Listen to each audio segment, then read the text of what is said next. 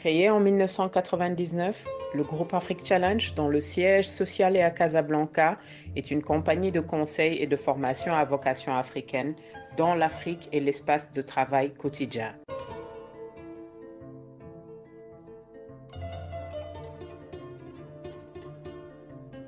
Le groupe dispose également de relais en Asie du Sud-Est, Singapour et Malaisie pour faciliter la transposition des modèles de réussite des pays émergents asiatiques et les adapter à nos réalités locales.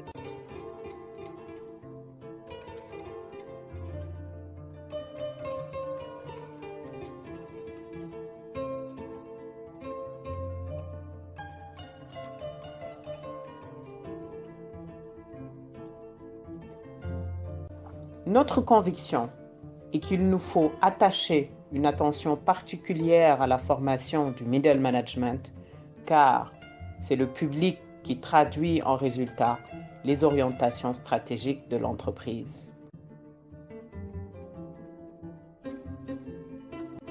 Avec plus de 20 ans d'expérience, la filiale Priorité Formation a formé des milliers de cadres provenant de plusieurs pays africains dans tous les domaines du management.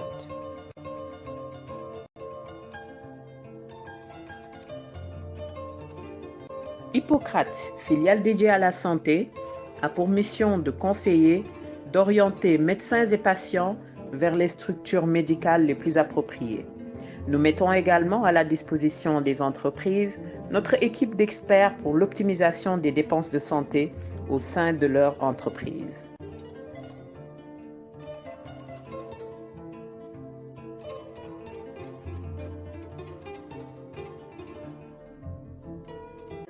Notre filiale conseil accompagne les dirigeants et leurs organisations dans la conduite de leurs projets stratégiques et de transformation durable dans leurs organisations, depuis la conception jusqu'à la mise en œuvre.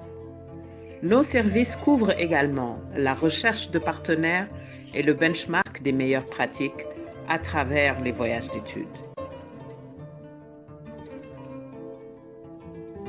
Plusieurs années dans le renforcement des capacités nous ont convaincus d'investir le champ de l'édition. Et pour cause, après avoir réalisé plusieurs centaines de séminaires, de forums et de missions d'accompagnement au profit des entreprises africaines, il nous a paru indispensable de partager un capital de connaissances et d'expériences inestimables.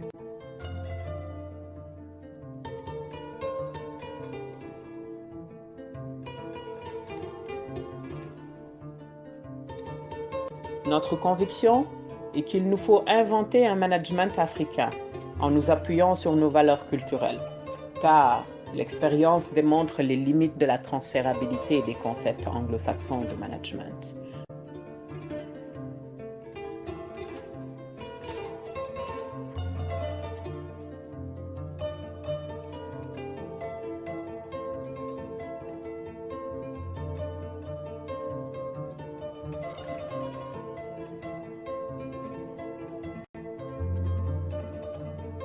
Afrique Challenge, l'Afrique qui ose. Dépôt des premiers brevets. OK. Vous m'entendez toujours? Vous m'entendez? Oui, c'est bon. D'accord, pardon, parce que je crois qu'il y a eu une petite interruption. Donc voilà, donc toute cette histoire a commencé en 2002-2004, et puis j'ai créé cette société pour, eh bien, écoutez, voir se réaliser ce que j'avais en tête. Et en fait, faute de modèle économique, bon, d'abord, il y a eu 8 ans de recherche et de développement. Première installation et premier projet pilote, c'était au Gabon. Ensuite, eh bien, on a pu beaucoup travailler sur les conditions d'accès, etc. Quelques mois après le Gabon, le deuxième projet qui a été mis en place, c'était en France, dans le sud de la France, dans un petit village isolé, mais toujours pareil, pas de modèle économique. Et donc, il était très dur de pouvoir développer cette solution. Et puis, je dois l'avouer, un petit peu par hasard, on a répondu à un appel d'offres d'un groupe français qui s'appelle ICAD, qu'on a gagné. Et ils nous ont dit, écoutez, votre solution nous intéresse, c'est de la santé digitale, mais on la veut pour nos salariés en entreprise. Et là, eh bien, on a été, je pense, les premiers, enfin j'en suis même certain, les premiers en Europe à proposer des solutions de santé digitale pour les salariés en entreprise, qui reposaient toujours donc sur nos exigences évidemment de qualité, de prise en charge, et qui nous a permis de bâtir tout un tas d'offres, si bien qu'au bout maintenant de 3 ans, on est aujourd'hui l'acteur de référence donc, dans 5 pays pour la santé des salariés en entreprise en utilisant du digital. On est présent donc en France, en Italie, au Portugal, en Estonie, aux Émirats arabes unis, et on a commencé il y a quelques mois au Gabon aussi à travailler dans différentes sociétés. Alors qu'est-ce que l'on propose?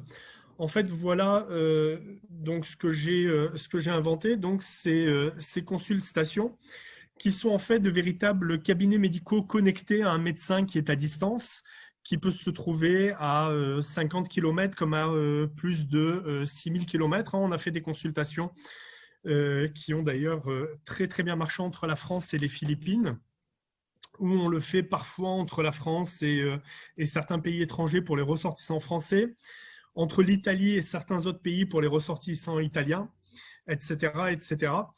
Et donc, ce sont des cabines qui sont entièrement équipées, donc où il y a une quinzaine de capteurs. Ça va donc d'un tensiomètre, saturomètre, électrocardiogramme, test audiométrique, test visuel, stéthoscope, dermatoscope, otoscope pour regarder les tympans, la gorge, etc. des patients. Et donc, on installe ces cabines dans les entreprises, puisque c'est la thématique d'aujourd'hui. Et il y a 2 modes de fonctionnement, un mode téléconsultation et un mode bilan autonome. Donc, le patient, comment cela se passe? Eh bien, il prend rendez-vous, soit par téléphone, soit sur le site de l'entreprise où on intègre un calendrier, un agenda de prise de rendez-vous. Il va se rendre dans la cabine. En France, par exemple, il rentre sa carte de sécurité sociale. Dans les pays où il n'y a pas de carte d'assurance ou quoi, eh bien, on met en place des systèmes de paiement, des systèmes de prise en charge avec les assureurs ou avec les entreprises. Et donc, à ce moment-là, le patient va être connecté à distance avec le médecin, qui n'est pas forcément son médecin traitant, qui va être un médecin généraliste la plupart du temps, bien que l'on commence à avoir des dermatologues, des cardiologues, des psychiatres qui prennent en charge les patients à distance. Et le médecin va pouvoir faire sa consultation médicale à distance jusqu'à imprimer directement dans la cabine une ordonnance. On a aussi, pour mutualiser la prise en charge, la possibilité d'avoir un autre mode de fonctionnement de cette cabine que l'on appelle un mode check-up ou un bilan autonome. C'est-à-dire que là, vous n'avez pas le médecin en face de vous, mais ce sont des vidéos qui sont des tutoriels qui expliquent aux patients comment mettre un brassard à tension, comment prendre la saturométrie, comment prendre la température, comment faire des tests visuels, audiométriques de manière complètement autonome. Et là, le bilan, si c'est un bilan court ou long, que l'on peut aussi adapter aux exigences des entreprises, eh bien, en 8 à 20 minutes, en fonction du nombre d'examens, eh bien, le patient va réaliser lui-même son bilan de santé dans la cabine. Le bilan donc, qui est envoyé de manière digitale, mais qui est aussi envoyé en papier directement dans la cabine pour le salarié. Et ça nous aide à mettre en place avec les entreprises, avec la santé au travail, eh bien, des programmes de prévention, de dépistage, par exemple des troubles cardiovasculaires, de la surdité. Ça, c'était et c'est toujours très utilisé par des sociétés comme Bouygues et Vinci dans les chantiers, où si par exemple les salariés ont une baisse de l'audition, ça peut entraîner de graves accidents au travail. Pareil pour les tests visuels, etc. Donc, première offre que l'on propose, c'est l'accès à un médecin généralement généraliste. Deuxième offre que l'on propose sont des programmes de prévention et de dépistage. Et maintenant, on propose aussi de la santé au travail qui combine les 2 modes, à part que dans ce cas-là, ce ne sont pas nos médecins, ce sont les médecins généralement de l'entreprise que l'on forme. Voilà les différents outils que l'on peut avoir dans la cabine. Donc, un tensiomètre, un oxymètre de pouls, de quoi prendre le poids à la taille, donc on va calculer l'indice de masse corporelle, la température, des échelles visuelles analogiques, des tests visuels, auditifs, un rétinographe, par exemple pour les suivis de patients diabétiques, un glucomètre dans la cabine. Alors, ce n'est pas marqué là, mais on a rajouté aussi de quoi prendre tout ce qui est, pardonnez-moi, triglycérides, cholestérol, etc. dans la cabine à distance. Et il y a aussi de quoi écouter le cœur et les poumons de son patient, donc stéthoscope, otoscope, dermatoscope, électrocardiogramme. Je vais, si cela marche, vous passer une petite vidéo assez courte. Alors, je suis désolé pour le fond sonore, mais voilà à quoi cela ressemble. Il y a toujours une personne qui est responsable de la cabine que l'on forme. Là, c'est le mode téléconsultation qui est mis en évidence avec la patiente qui est identifiée, qui va choisir sa langue et qui va entrer en connexion avec un médecin qui est à distance. Le médecin le voit par visioconférence et le médecin dispose sur son écran de contrôle de tous les antécédents, vous le voyez sur la droite. Et à chaque fois qu'il prend une mesure, c'est intégré dans le dossier de la patiente. Donc le médecin va pouvoir faire son examen clinique. Le médecin, donc, il peut être médecin généraliste, médecin de santé au travail, spécialiste. On voit les différents instruments. Et tout au long de la consultation, la patiente est guidée. Docteur, la vidéo ne tourne pas. La vidéo est figée. Pardon? Je dis que la vidéo est figée. On a juste le premier slide. Ça s'est arrêté où? À la consultation, on a juste le slide qui est là affiché. Ah mince. Bon, bah écoutez, tant pis. Alors je vais vous décrire. Bon, bah tant pis, c'était pour vous montrer une petite vidéo. C'est dommage parce que je trouvais que c'était plus parlant que des longs discours. Je réessaie de la passer. Oui. D'accord? Et vous me dites si cela fonctionne.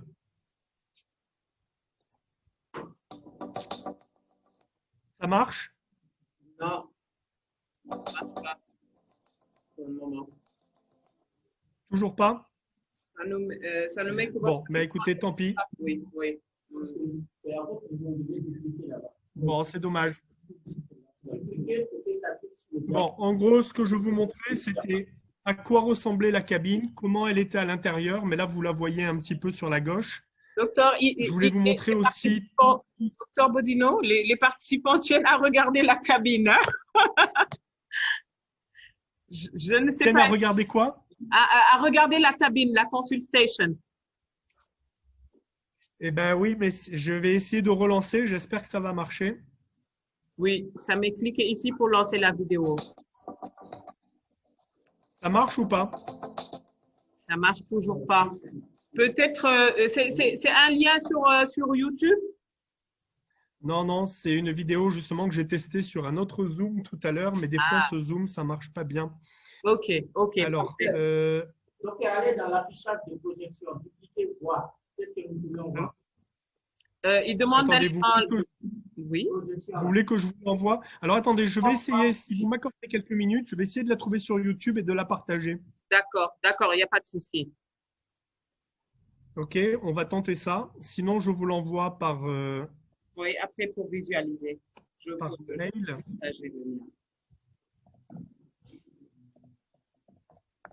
Parce que je trouvais que c'était beaucoup plus parlant de vous le montrer. Oui, et apparemment, ils tiennent à regarder la vidéo, donc si on peut la voir, c'est l'idéal. Je vous comprends. Alors, copier.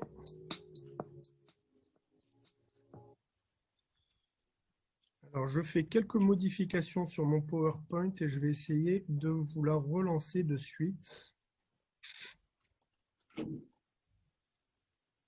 Voilà. Alors.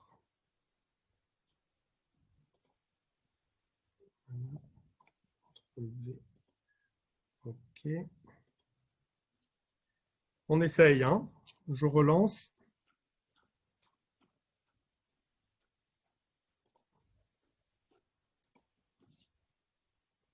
Voilà. Vous voyez l'écran là qui est partagé? Oui. Oui.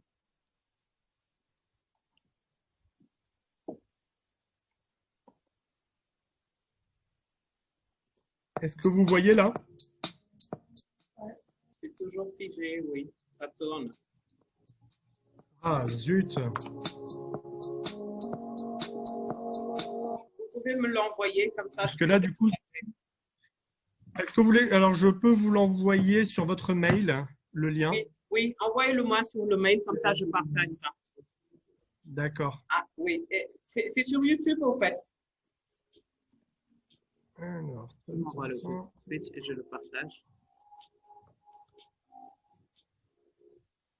Je le partage. ah, mais je l'entends de l'autre côté. Oui, voilà. Hein? Oui, au fait, je vais cliquer sur le lien comme ça pour le projeter. C'est ce que je voulais faire. Oui.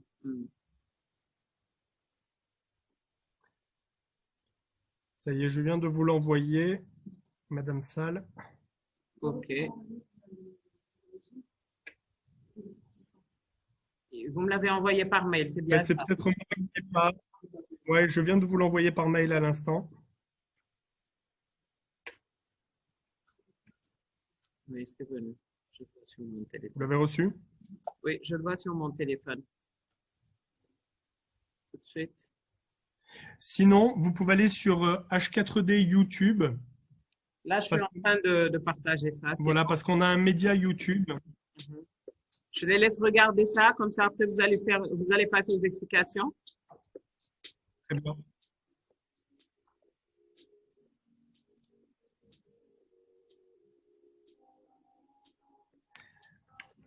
Est-ce que vous pouvez, s'il vous plaît, tourner la caméra que je vois, comme ça je peux vous le commenter au fur et à mesure éventuellement? Tournez la caméra. Attendez. Ça serait par là. Vous voyez? D'accord. C'est Très bon? bien. Oui, parfait. Ok, d'accord. Donc, je reprends depuis le début. Non, il n'y a pas besoin, hein, je le connais. D'accord. Donc là, on voit, bon. Donc là, on voit une patiente en fait, qui est chez elle, qui prend rendez-vous. Il faut imaginer que la cabine est installée dans le hall de son entreprise ou bien dans une petite pièce spéciale, mais il y en a qui le mettent carrément devant le restaurant d'entreprise. Là, c'est le médecin qui est à distance. En France, en moyenne, il est à 100 km à peu près de la cabine. Donc là, on voit la dame là, qui est dans la cabine et qui va être guidée à distance par le médecin. Donc, on voit tous les instruments qu'elle peut avoir autour d'elle. Et en fait, la patiente n'est jamais laissée seule. D'accord? Là, on voit l'écran du médecin, en fait, qui va lancer les différentes mesures. Là, par exemple, il a regardé le tympan, donc il lui a fait mettre l'otoscope. Vous voyez, le médecin guide la patiente à chaque fois pour tous les examens. Là, c'est un examen de dermatologie qu'il fait à distance. Et en fait, le compte-rendu est fait au fur et à mesure pour assurer un suivi du patient en permanence. Si ça devait être un autre médecin qui devait faire la consultation suivante, eh bien, il aurait tout le compte-rendu en permanence. La patiente va aussi retrouver le compte-rendu sur son application de manière digitale, mais aussi en format papier. Ça va lui être envoyé directement dans la cabine. Tous les capteurs que vous voyez, il y a des protocoles d'hygiène, même si maintenant il y a des lampes UV qui nettoient tout et qui désinfectent, qui ont été validés pour le Covid. D'accord ? Tout est protocolisé et c'est pour ça que même parfois, on installe des cabines directement dans les hôpitaux pour faire gagner du temps, ou des hôpitaux où il n'y a pas de spécialiste. Vous voyez, des hôpitaux périphériques, eh bien, peuvent avoir accès à un spécialiste et à la fin, la patiente peut tout récupérer sur un site et sur une application. L'ordonnance qui a été imprimée dans la cabine, évidemment, ça dépend de la loi de chacun des pays, mais nous, on s'arrange pour que ce soit toujours collé au plus, conforme aux lois des pays. Comme ça, la patiente ou le patient peut, avec son ordonnance, aller directement en pharmacie récupérer les médicaments. Et dans certains pays, on peut même mettre en place un système où les médicaments sont directement acheminés là où est le patient. Est-ce que c'était clair ? Oui, apparemment, c'était clair pour tout le monde. Oui, des questions? Là, je pense qu'on va passer aux séries de questions. Alors, je termine. J'ai 2 slides, si vous me permettez, madame. Oui, d'accord, allez-y. Voilà, là, c'est quelques statistiques. Alors, on a à peu près Aujourd'hui, on touche à peu près 4 millions de personnes en Europe. Et donc, à chaque fois, on fait des retours statistiques et on est obligé de les faire comme on est le… Aujourd'hui, on fait partie des 3 seuls dispositifs médicaux au monde à pouvoir faire tout ça au sein d'une même cabine. On a montré que avec cette technologie et des médecins formés, eh bien, le médecin arrivait à faire jusqu'à 94% de ce qu'il faisait en cabinet. Les choses versus 5% pour une simple visioconférence. Évidemment, ce qu'il ne peut pas faire, c'est tout ce qui est suture, plâtre ou urgence vitale. C'est pour ça qu'on a mis en place des protocoles pour que tout ce qui est urgence vitale ne soit pas pris en charge dans la cabine, même s'il y a des gens qui passent à travers les mailles du filet régulièrement. On a des taux de satisfaction extrêmement élevés, si bien qu'aujourd'hui, on équipe quasiment toutes les grosses sociétés en France, en Italie, au Portugal, en Estonie. On est en train de s'implanter au UK et aux États-Unis. Bon, je vous passe tout ça qui détaillait ce que je viens de vous dire avec des statistiques, les prises en charge, peut-être quelque chose d'important, 51% auraient pris sur leur temps de travail pour aller consulter. Et donc, notre modèle économique dans les entreprises est basé là-dessus, c'est-à-dire sur un gain de productivité des salariés, mais aussi sur un gain de temps pour les salariés et les employeurs. Voilà pour la santé au travail. Maintenant, on va jusqu'à proposer le package cabine plus infirmier ou infirmière au travail.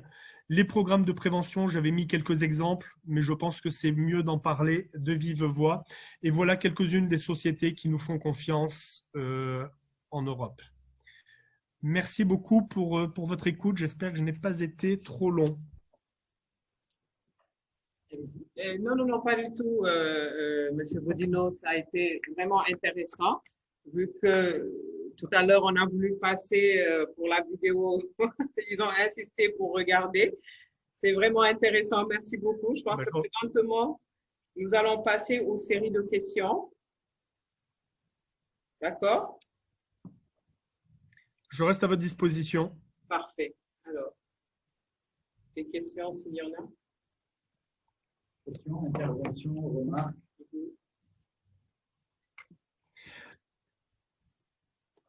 Alors peut-être si vous me permettez de rajouter, oui.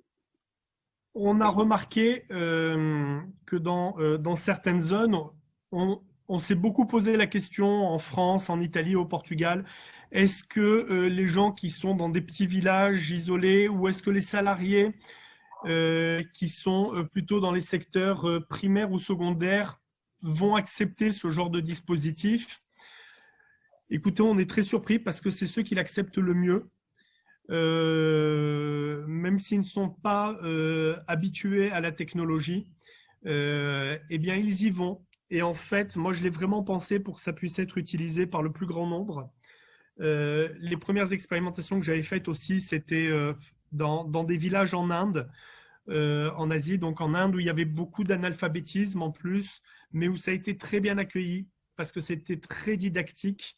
Et les mêmes problématiques que j'avais eues en Inde, je les rencontrais dans des villages dans les Alpes en France ou quoi que ce soit. Et finalement, les gens y vont parce que ce qu'ils veulent, c'est accéder à un médecin. L'autre question qu'on me pose souvent, c'est dans les entreprises, comment c'est perçu? Bien, on ne pose jamais un dispositif, on construit toujours un projet médical avec les RH de l'entreprise, avec la direction de l'entreprise, avec les salariés et s'il y a des médecins, avec les médecins de l'entreprise. Mes équipes, on ne connaît pas les problématiques.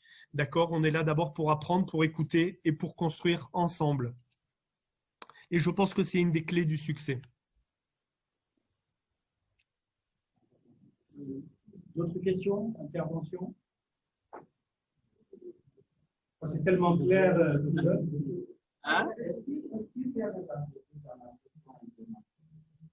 Est-ce qu'il y a des expériences d'entreprises africaines qui ont adopté vos dispositifs? Oui, au Gabon, on travaille avec 2 entreprises, une de télécom, une autre minière, pour les salariés. Et là, on est en train d'ouvrir le projet aux familles des salariés, notamment pour l'entreprise minière qui se retrouve donc dans des conditions assez compliquées à la Lopé, en pleine forêt. Et donc, il y a des difficultés d'accéder à des médecins parce qu'il faut retourner à Franceville ou à Libreville. Et donc, on a connecté la cabine aux hôpitaux gabonais de Libreville et de Franceville. Et ce sont des expériences où vraiment ça cartonne. Ça marche super bien. Ok. D'autres questions? Monsieur Sow et Monsieur Diakité. Sow. Merci, docteur. Moi, j'ai une question.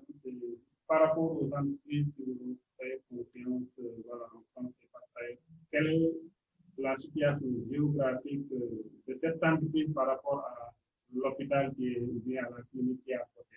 Parce que là, je pense que, effectivement, alors, je vous prie de m'excuser, mais ça coupe. Je ne vous entends pas bien. Je disais. Parce que je pense que le micro est un peu loin. Ok, je vais parler un peu plus fort. C'est bon maintenant? Oui, beaucoup mieux, merci. Je demande par rapport, là, vous avez une solution qui, a priori, essaie de régler le problème des déserts médicaux.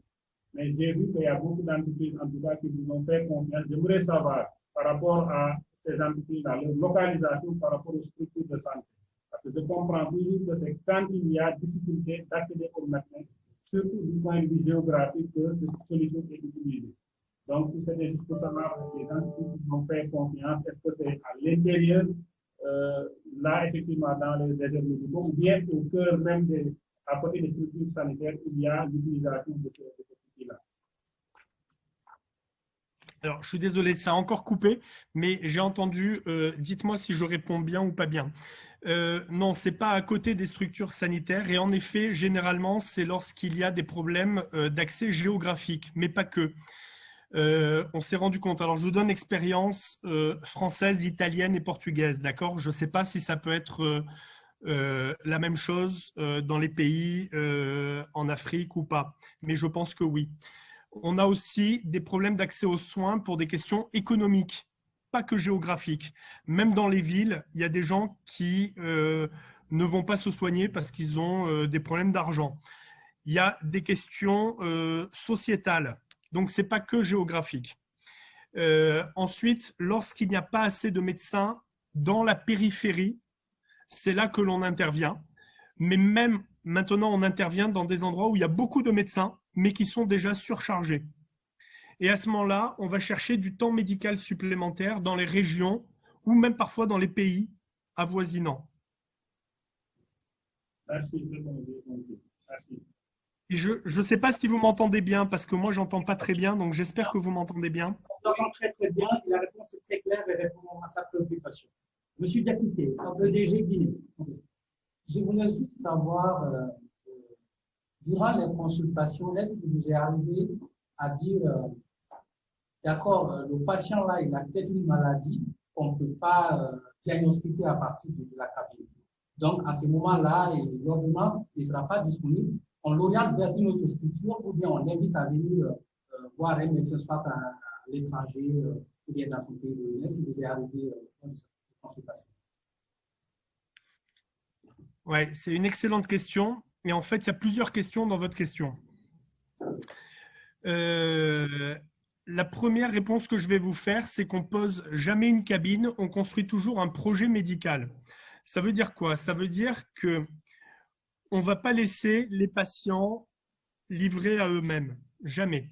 Avant d'installer une cabine, déjà, on met en place, et c'est une partie de ma réponse, tout ce qu'il faut pour que le patient dont on pourrait penser qu'il ne pourrait pas être soigné dans la cabine n'y aille pas.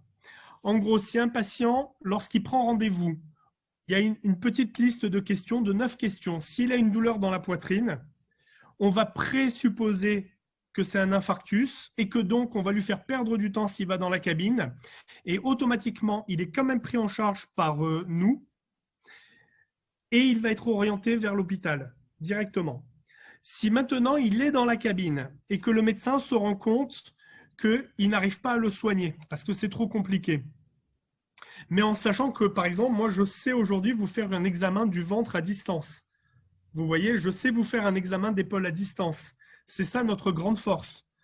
Donc on va quand même très très loin dans les diagnostics. Mais si le médecin n'y arrive pas, si ce n'est pas urgent, il va le réorienter vers un spécialiste ou vers un confrère. Si maintenant c'est urgent, on met en place toujours dans le cadre du projet médical un lien avec les hôpitaux périphériques qui sont autour de la cabine et tout le système pour que le patient soit pris en charge et qu'il aille directement à l'hôpital si besoin. J'ai répondu à votre question? C'est clair? Oui.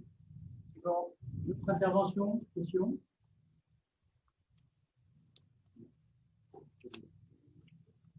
Vous avez une question? Non, c'est bon, ça va. Ok, d'accord. Monsieur Bodino, je pense que c'est bon. Tout a été vraiment clair, net et précis. Merci beaucoup pour votre temps. Si Merci. vous avez d'autres questions ou des demandes, Tout à fait, n'hésitez pas, vous pouvez m'écrire. tout à fait. Et un dernier petit mot pour vous dire qu'on fête notre 500 millième passage dans les cabines. Ah, Ça va être- ouais. Merci beaucoup. En tout cas, merci beaucoup à vous pour la disponibilité, la présentation et tout. Nous gardons le contact à C'est suivre. moi qui vous remercie. Merci et bonne À soirée. bientôt. Au revoir, revoir. et bonne fin de meeting. Merci.